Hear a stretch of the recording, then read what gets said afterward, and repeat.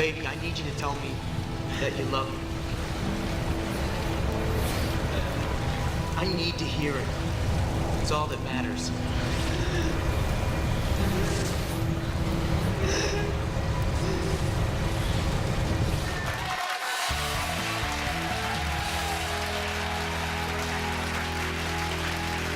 You may not quite understand this, but you like to sit in there messed up if you're the average person who works outside the home, because it's hard to juggle your marriage and your work, okay? So you may be addicted to work, or you might be like some, a workaholic, okay? So you can go to our website, marriageuncensored.com, and you can actually take the top 10 ways to know whether you are a workaholic, because they say it takes one to know one. So I wrote it for you. I think it's interesting, though, as we transition from dating to getting married. Right. There's a whole lot of unrealistic expectations of what it means to spend time together as a husband and wife. So couples who are, especially when they were first married, what would you have said to them to help them understand what's realistic? You mean how I can help this young couple here? Yeah. Okay. Yeah, it comes down to a couple things. I mean, first of all, you got to clarify the expectations. I mean, be realistic about, how much time you really need together, how much companionship time, how much alone time, how much is work and just, okay. chilling. Did you two talk about those things? I mean, we were blessed at the beginning, I think, because of the amount of time we were able to spend together. But it's also easy to take for granted. Work aside, because of sort of the industry that we're in our time schedule, there's a lot of stuff that I started taking advantage of. I have a slight baseball addiction. Just a little bit. I can tell it's slight. I can identify. Right. I mean, it's a problem I have, and so I was playing a lot, several nights a week, and on Saturdays or Sundays the game would take up 5 hours in the afternoon. Tournaments. Yeah, you got to do it. Got to do it. You got to do it. Got to do it. And it got to a point where we had a big conflict about it, and I eventually ended up dropping the baseball, but not till we went back and forth. Did you drop yours?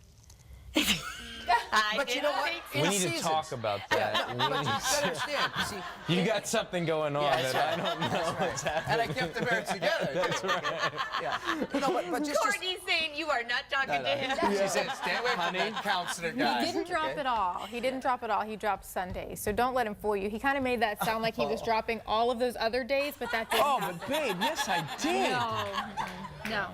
No, but all that to say that it was about the selfishness was that our view of our time was skewed. We're not the normal family working 9 to 5.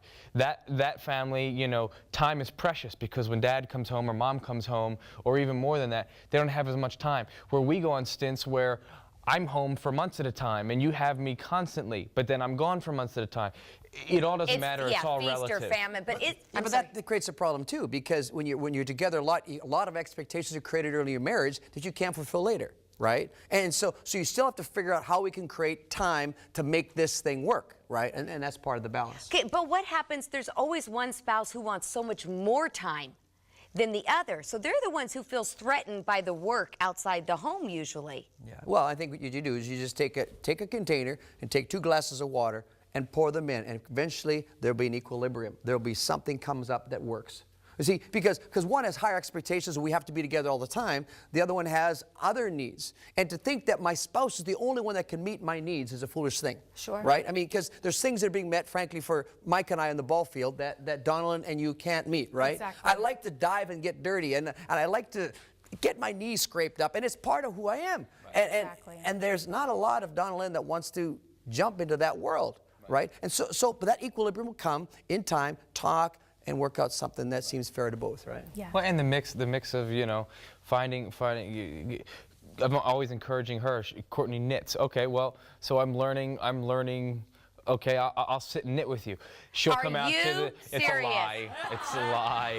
It's a lie. I just wanted to score points. I can't believe you said that. I think I convinced you once No, to I try it. didn't. There's partial truth. I did You're try. trying to identify with their knitting. Right. And she comes out, and now she comes out and screams at the games and watches me get thrown out of ball games, yelling at umpires and everything else like that. So it's Okay, it's a mix. let's talk for a minute though. What are the pressures about work that draw us back to work away with the family? There are things at work that are, I mean, like for instance, finances. Okay, that's a big pressure. I'm going to work because I get more money, right?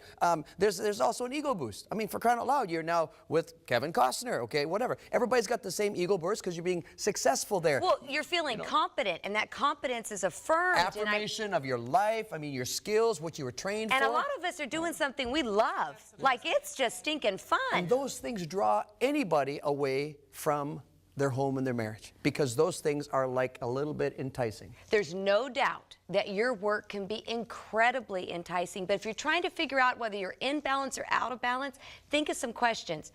Do you feel valued, understood, important, or do you feel lonely, maybe invisible, unimportant, and overlooked? If you're feeling these, then it's a flag saying something's not in balance. Stay with us because we're going to get very practical about balancing work and home.